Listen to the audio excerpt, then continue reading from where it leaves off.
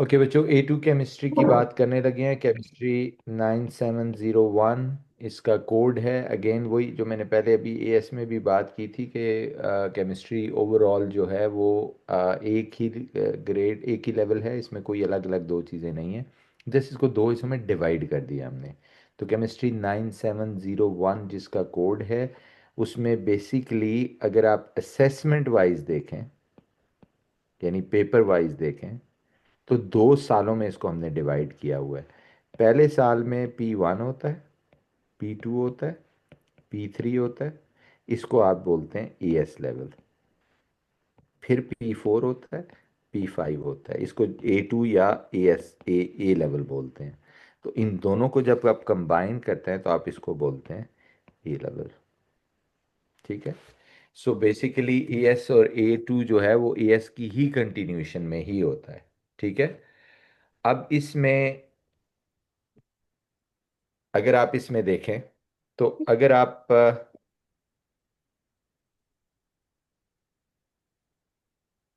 For example जैसे देखिए, for example दो हैं। एक है स्ट्रक्चर्ड क्वेश्चंस। ओके।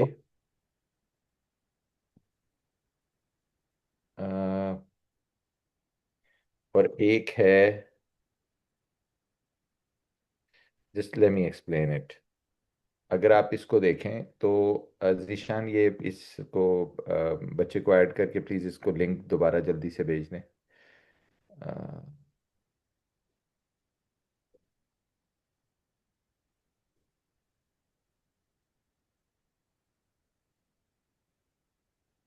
ओके, इसके दो पार्ट्स हैं। ये स्ट्रक्चर्ड क्वेश्चन होगा P4,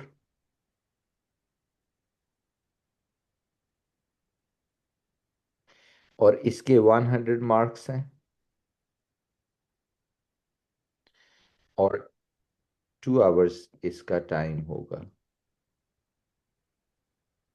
okay.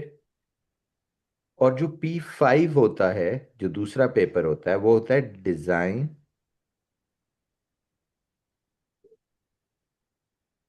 Analysis and evaluation. इसके बच्चों 40 मार्क्स होते हैं। और इसका जो टाइम होता है वो 1 आवर 15 मिनट्स होता है। ये है बच्चों, इसमें कोई प्रैक्टिकल नहीं है, लैब की रिक्वायरमेंट नहीं है। सिर्फ और सिर्फ आपको पेपर 5 करना होगा। पहले मैं थ्योरी पे बात करता हूँ, फिर 5 पे करते हैं। जो बच्चे पेपर 4 है, जिसे हम स्ट्रक्चर्ड क्वेश्चन कहते हैं, 100 मार्क्स 2 आवर्स जिसका टाइम है। ऑलराइट। इसमें जो मेन पेपर यही है, इसकी अगर आप वेटेज देखें तो 76% वेटेज होती है इसकी।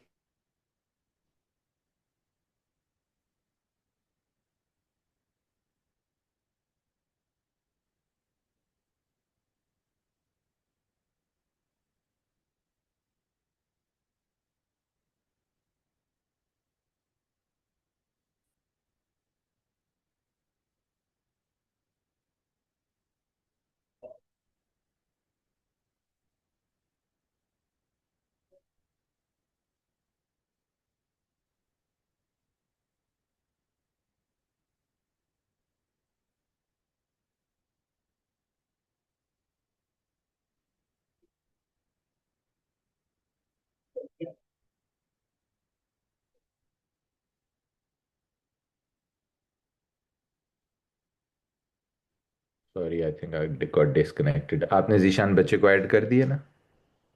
तो ग्रुप में इशू आ रहा है। जी। ग्रुप में सस्पेंडेड आ रहा है। नहीं, आपको वो नंबर भेजा, आप उस पर लिंक तो भेज देना। जी, बस लिंक भेज दें उनको।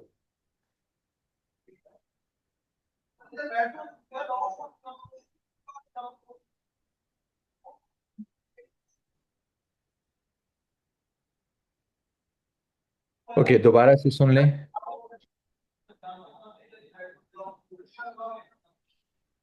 देखिए, मैं दोबारा शेयर कर रहा हूँ।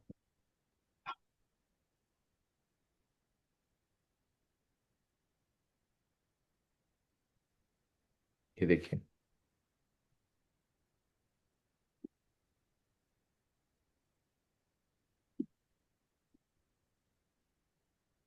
पहले मैं पेपर 5 की बात करता हूँ बच्चों। पेपर 5 जो है, ये है डिजाइन एनालिसिस एंड इवैल्यूएशन। ठीक है। पेपर 5 में आपको, अब ये क्या है मैं इसको एक्सप्लेन करता हूँ।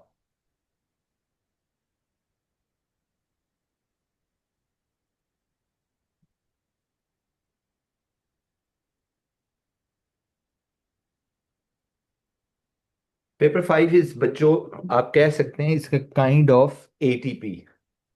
ATP in what sense, not precisely ATP, इसका नाम है डिजाइन एनालिसिस एंड इवैल्यूएशन। इसमें आपको क्या करना होता है, इसकी तैयारी भी मैं ही आपको क्लास में कराऊंगा। इसमें हमने करना ये होता है बच्चों कि हमने एक एक्सपेरिमेंट है, उसको हमने डिजाइन करना होता है। दोनों बच्चों, राइट। बेसिकली इसमें दो क्वेश्चंस होते हैं। क्वेश्चन वन जो होता है ना, वो डिजाइन एक्सपेरिमेंट होता है। और क्वेश्चन नंबर टू जो है, वो एनालाइज एन एक्सपेरिमेंट होता है। Analyse and evaluate. दोनों मोस्टली 15-15 मार्क्स के होते हैं। तो ये आपको करना होता है, नथिंग मोर देन दिस।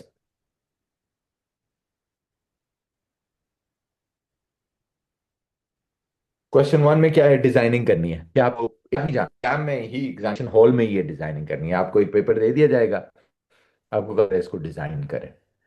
तो आपने ये बताना होगा कि जी, जैसे टाइट्रेशन का एक्सपेरिमेंट है तो मैं कैसे परफॉर्म करूंगा। आपने एक पूरी शीट बना के देनी होगी बच्चों को कि जी, पहले इसको इसमें ऐड करें, फिर इसको इसमें ऐड करें, फिर फलाना करें, फिर फलाना करें, और फिर ये कैलकुलेशंस करें। This is called designing an experiment. ठीक है। और एनालाइज एन एक्सपेरिमेंट में क्या होगा बच्चों, आपको एनालिसिस करना होता है। और किसी भी साइंटिफिक एक्सपेरिमेंट का एनालिसिस क्या होता है, कि आप उसका डेटा कलेक्ट करते हो। एक स्टैंडर्ड ऑपरेटिंग प्रोसीजर है। वो फिजिक्स में भी है, वो केमिस्ट्री में भी है, वो बायो में भी है, वो ऑल साइंसेज में है। वो क्या है कि आपको एक डेटा कलेक्ट करना होता है उस एक्सपेरिमेंट का। जो डेटा आप कलेक्ट कर लेते हैं, ठीक है, फिर आपने उस डेटा को जो आप कलेक्ट कर लेते हैं, उसको यूज करना होता है। ठीक है। उस डेटा को जो आपने कलेक्ट कर लिया है, उसको यूज करना है इनटू इनटू अ ग्राफ। पहले टेबल बनाना है डेटा कलेक्ट करने के लिए, फिर उसको दो वेरिएबल जिनके बीच रिलेशनशिप देखना है, उनके बीच एक ग्राफ ड्रॉ करना है। और फिर आपको उस ग्राफ के ऊपर एक मैथमेटिकल इक्वेशन अप्लाई कर देंगे, जैसे Q is equal to M C delta T, या कोई भी इक्वेशन जो आप यूज करते हैं। So it's a straightforward. आपको याद आ गया होगा, आप कह रहे यार ये तो फिजिक्स एएस में हम कर रहे थे। Yes, that is the one which you have to do now. ठीक है। So is it clear. तो ये एनालिसिस होता है कि this is how you analyse an experiment, कि किसी भी एक्सपेरिमेंट को आप ऐसे एनालाइज करते हैं और इवैल्यूएट करते हैं। ठीक है। डिजाइनिंग मैंने आपको बता दिया। आपको सिंपल वर्ड्स में बता देता हूं कि जो पूरा पेपर है ना, वो दो हिस्सों पे डिवाइडेड है, सिंपल वर्ड्स में। कि आपको समझ लें कि जब अभी एएस में जाके आप एक्सपेरिमेंट करने के लिए लैब जाते थे ना, तो जो आपको शीट मिलती थी कि जी, इसको इसमें डाल दो, इसको इसमें डाल दो, फिर ये करो, फिर ये करो। पहले क्वेश्चन में आपको वो शीट डिजाइन करनी होगी, और दूसरे क्वेश्चन में वही जो एनालाइज एंड इवैल्यूएट करना है जो फिजिक्स में आप करते थे, कि आपको डेटा लेके पहले टेबल बनाना होगा, फिर उस टेबल को यूज करके दो वेरिएबल्स लेके, एक डिपेंडेंट एक इंडिपेंडेंट, उसको ग्राफ में ड्रॉ करना होगा, और तीसरा आप वही, आप उसको इवैल्यूएट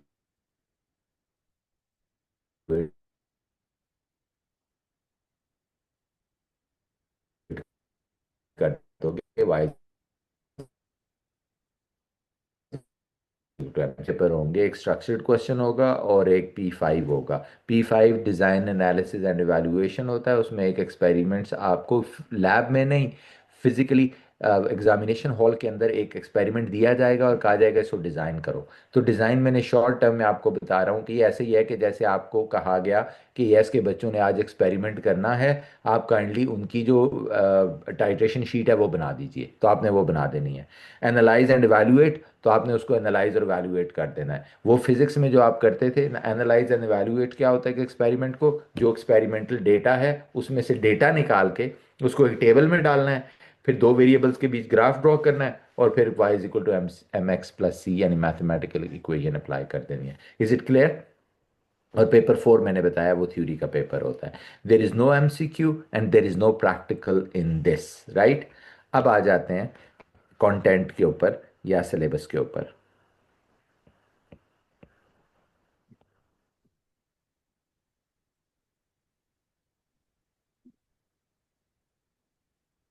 जी बच्चों, कंटेंट या सिलेबस क्या है?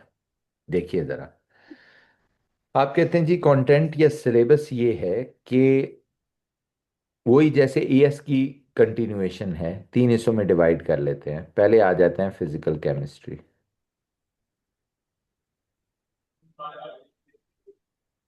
फिजिकल केमिस्ट्री में पहले बच्चों 8 टॉपिक्स होते थे एएस में, अभी A2 के अंदर 4 हैं। पहला टॉपिक है एनर्जेटिक्स, ये आप साथ साथ लिख लें ताकि आप टिक मार्क करते जाएं, ठीक है। दूसरा है इक्विलिब्रिया, एनर्जेटिक्स वही एक्सो एंडो एंड एंट्रोपी भी इसमें आ गया बस। तीसरा है काइनेटिक्स, जिसको रेट ऑफ रिएक्शन भी बोलते हैं। और चौथा है इलेक्ट्रोकेमिस्ट्री। एंट्रोपी वगैरह मैंने उसी में डाल दिया है, एनर्जेटिक्स में। ये जो 4 टॉपिक्स हैं जो आपको करने हैं, 4 टॉपिक्स हैं जो आपको करने हैं, okay. So these are the 4 topics जो आपको करने होंगे, राइट। एंड देन जो है, इसके बाद जो फिजिकल है, उसके बाद आ जाते हैं इनऑर्गेनिक केमिस्ट्री के ऊपर।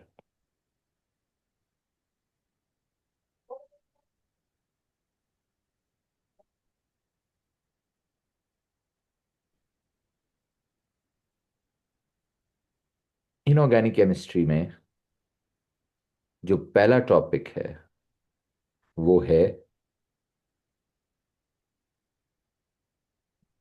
Group 2 elements,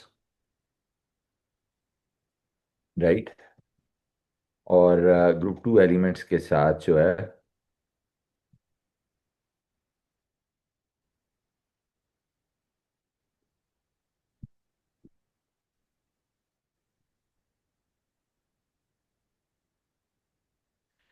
transition elements.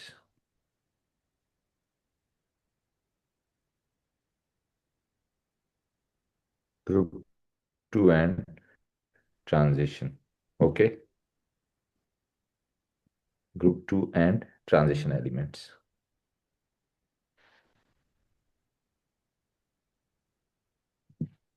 Okay.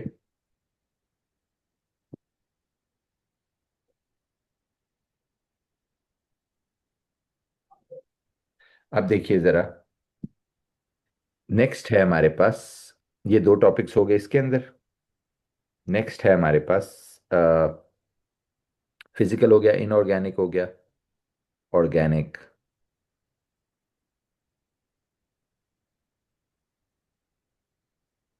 Organic chemistry में देखें ज़रा, इनऑर्गेनिक केमिस्ट्री अगर आपको याद हो तो ये वही कंटिन्यू करेगा जो हमने पहले किया था, राइट। अगर आपको याद हो तो for example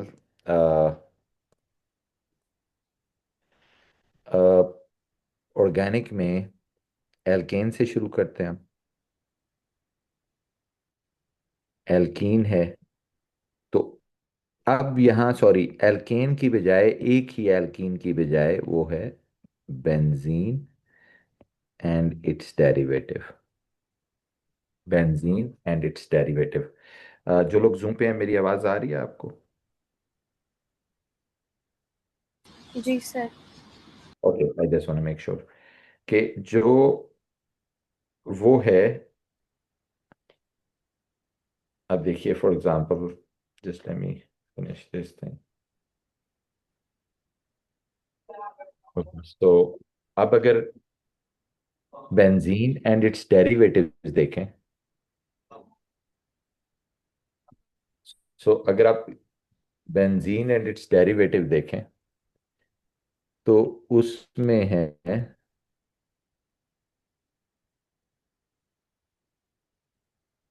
if you look at the benzene and it's derivative, तो देयर इज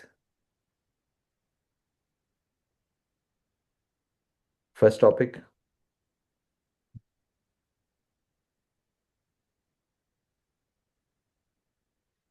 दूसरा जो इसका टॉपिक है वो है क्लोरोबेंजीन।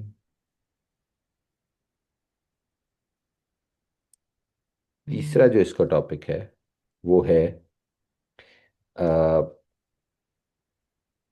फिनोल।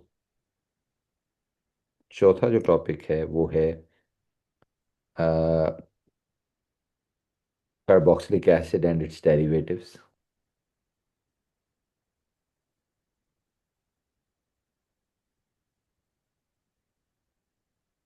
अब प्लीज़ ये ज़रूर लिखा करें क्योंकि ये इंपॉर्टेंट होता है, आप साथ साथ एक चेक लिस्ट बनाते जाते हैं कि अच्छा हमने क्या क्या कवर कर लिया।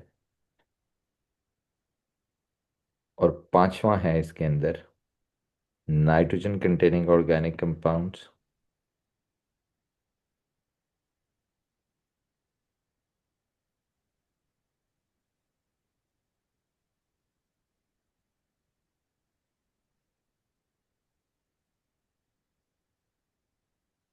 और नंबर 6 है पॉलीमराइजेशन।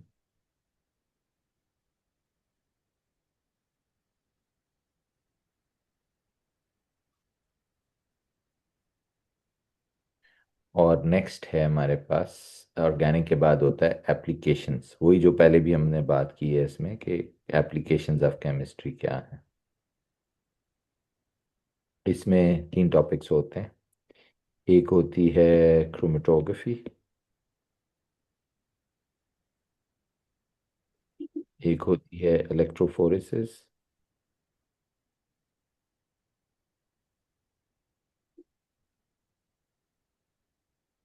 और एक होता है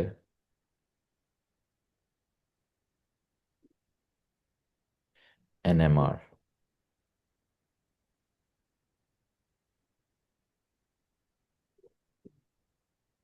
एनएमआर स्पेक्ट्रोस्कोपी। सो ये तीन टॉपिक्स हैं फॉर दिस, राइट। सो इसको लिख लें, फिर मैं इसको दोबारा एक्सप्लेन करता हूँ। Chromatography, electrophoresis and NMR spectroscopy. ऊपर ऑर्गेनिक में जो मैंने भी आपको बताया है वो देख लीजिए।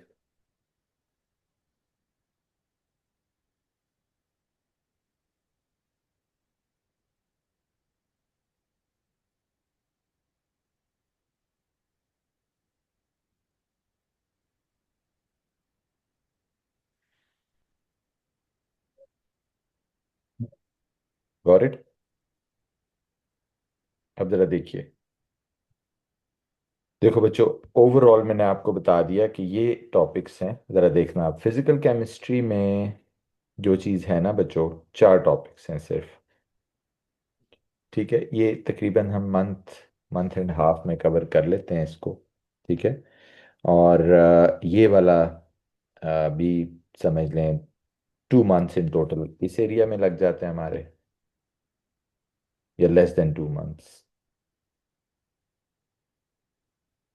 और ये जो एरिया है ये हमारा लेस देन 2 मंथ्स या 2 मंथ्स इस सारे पे लग जाते हैं, इंक्लूडिंग दिस। ठीक है। तो काइंड ऑफ 4 मंथ्स में हम ये सारा कुछ कवर कर लेते हैं। तो आपने देखा है कि ऑलमोस्ट कंटिन्यूएशन है ईएस की। मैं एस से लिंक करता हूँ, एनर्जेटिक्स वही हेस लॉ से आगे जाएंगे, इक्विलिब्रिया वही रिवर्सिबल से आगे जाएंगे, काइनेटिक्स वही रेट ऑफ रिएक्शन से आगे जाएंगे, इलेक्ट्रो में वही रिडॉक्स से आगे जाएंगे, यहाँ प्रॉपर सेल्स के बारे में पढ़ेंगे। ग्रुप टू भी वही जो हम पीछे पढ़ के आए हैं उसी के आगे एएस में ये नई चीज एडिशन है। सो मैं इसको हाईलाइट कर देता हूँ, transition elements is a new addition एक तरह से, वो एएस में हमने नहीं पढ़ा। तो बाकी सारे कंटिन्यूएशन है। इसी तरह बेंजीन एंड इट्स डेरिवेटिव्स, ये भी नई है। क्लोरोबेंजीन नई, एक तरह से नया, लेकिन ये आया है किस जगह, हाइड्रोकार्बन्स की जगह। आप समझ रहे, जो हाइड्रोकार्बन्स एल्केन एल्कीन्स वहाँ पढ़ते थे ना हम, उनकी जगह अब ये बेंजीन और इसके डेरिवेटिव पढ़ने जा रहे हैं। वहाँ अगर आपको याद हो हेलो एल्केन पढ़ते थे हम एएस में, तो आप समझ लें उसकी जगह क्लोरोबेंजीन है। फिनोल किसकी जगह आ गया, अल्कोहल की जगह। तो आपने कहा सीक्वेंस तो वही फॉलो हो रहा है, जस्ट नए टॉपिक ऐड हो गए हैं, क्योंकि वो टॉपिक हमने कंप्लीट कर लिए थे। बाकी कार्बोक्सिलिक एसिड आपको पता है वही वाला आगे कंटिन्यू हो रहा है। ठीक है। नाइट्रोजन कंटेनिंग ऑर्गेनिक कंपाउंड्स भी वही कंटिन्यू हो रहे हैं जो वहाँ थे। और ये आपको याद है वहाँ एएस में हमने थोड़ा सा पढ़ा था इनके बारे में। एक को बोलते हैं नाइट्राइल्स और दूसरे को बोलते हैं एमाइंस। तो उन्हीं को आगे कंटिन्यू करना है हमने। ठीक है, नई चीज़ नहीं है। पॉलीमराइजेशन वही है जो एएस वाली है, उसी को आगे कंटिन्यू करना है। सिर्फ वहाँ एडिशन थी, यहाँ एक और ऐड हो जाएगी बीच में, अलोंग विद एडिशन कंडेंसेशन। ये तीनों टॉपिक्स आपके लिए नए हैं, क्रोमेटोग्राफी, इलेक्ट्रोफोरेसिस और एनएमआर स्पेक्ट्रोस्कोपी। ये थे क्या एप्लीकेशन के टॉपिक नहीं थे एएस में, हम कहते हैं हाँ थे, लेकिन उसमें दो थे। एक आईआर स्पेक्ट्रोस्कोपी था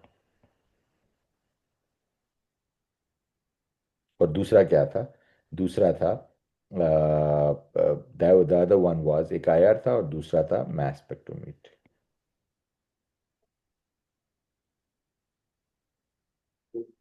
यस, ये दो नई एडिशंस हैं हमारे पास। राइट। सो बैठ जाओ बच्चे। ओ लेवल है। हाँ ओ लेवल है, बैठना चाहते हैं तो बैठ जाए पीछे। सो एप्लीकेशंस ये है हमारा। So this is how we have to go. मैंने आपको टाइम स्लॉट, टाइम वो भी बता दिया कि कितना लगेगा इस सारे प्रोसेस के अंदर। और मैंने आपको ये भी बता दिया कि ये सारा process how it goes on, और ये कंटिन्यूएशन कहाँ है और कौन से नए टॉपिक्स हैं हमारे। असेसमेंट्स के बारे में भी मैंने आपको इसके बारे में बता दिया कि दो तरह की होगी हमारे पास। एक पेपर 4 है जो कि थ्योरी होता है, और एक पेपर 5 है जो कि डिज़ाइन एनालिसिस एंड इवैल्यूएशन होता है। ठीक है। आपको हायर लेवल टेस्टिंग होती है इसमें बच्चों। मतलब हायर लेवल से मुराद ये है कि deep understanding of the concept आपको चाहिए होती है for A two carry on. ठीक है। अब इसमें जो एक बैड न्यूज़ है वो ये भी है कि जो टॉपिक एएस में हमने पढ़े हैं ना, एएस लेवल वाले, वो इंक्लूड होते हैं इसमें।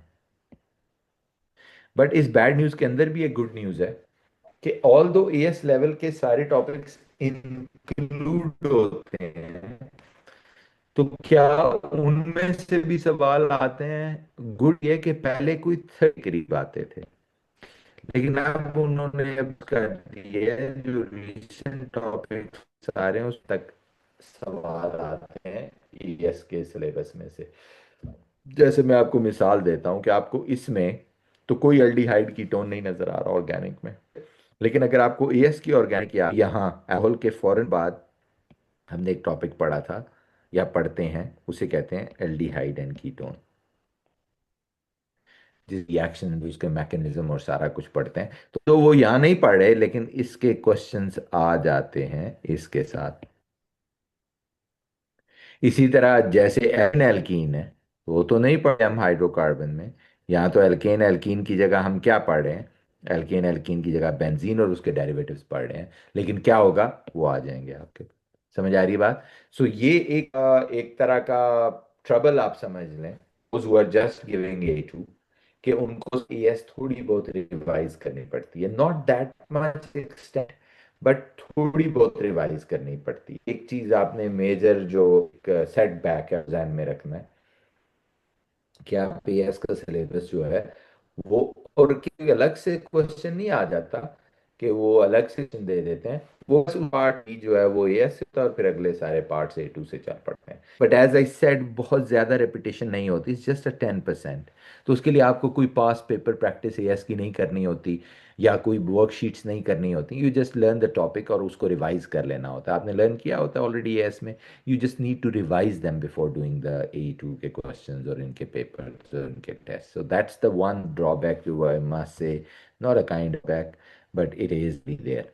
ठीक है, बाकी इसमें सारी चीज़ें स्ट्रेट फॉरवर्ड हैं, एमसीक्यूज नहीं होते।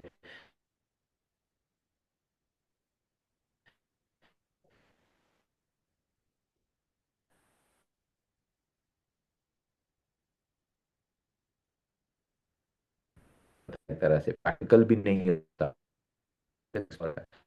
ये असेसमेंट क्या होगी, साथ में दिया कि कंटेंट क्या क्या है। कंटेंट आपको अपेरेंटली बहुत का होगा, एंड इट इज छोटा actually compare to the world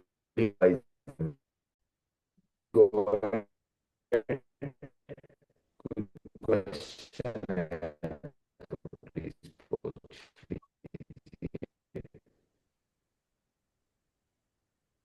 ji sir.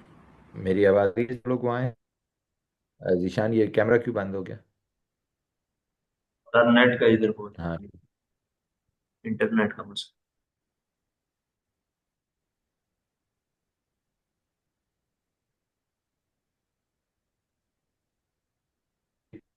अच्छा, कोई चले प्रॉब्लम है तो बच्चों, अभिया, और आपका बच्चे नाम क्या है, मैं भूल गया।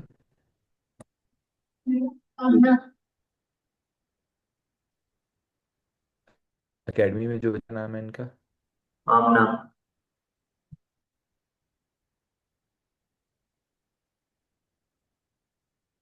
हाँ सॉरी, ये सामना बच्चे, कोई सवाल है तो प्लीज पूछ लीजिए।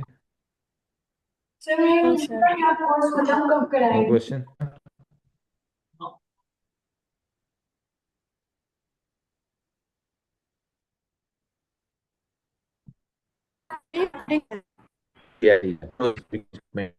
एंड 8 PM आपको रिकॉर्डिंग उस दिन की मिल जाया करेगी। Okay sir.